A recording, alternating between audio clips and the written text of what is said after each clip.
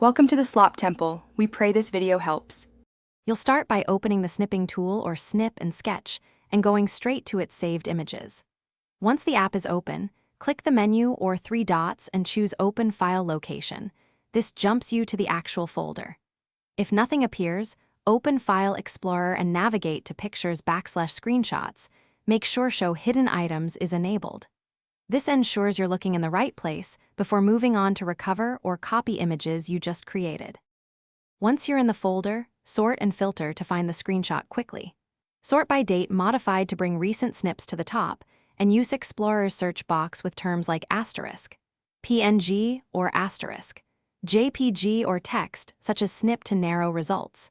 You can switch to Details view to see timestamps and file sizes, then preview images with the Photos app or Quick Look to confirm which capture you need. If multiple similar files exist, rename or copy the confirmed one to a working folder. Now finalize by copying or exporting the screenshot to the folder you'll use long-term. Simply select the file and press Ctrl+C then Ctrl+V in the destination. If the image is missing, check the recycle bin immediately and, if available, use File History or your backup to restore older captures. Make sure to set a permanent save location in Snipping Tool settings so future snips are easier to find.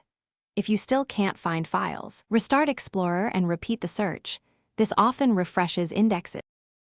Thanks for watching. Consider subscribing if we helped you.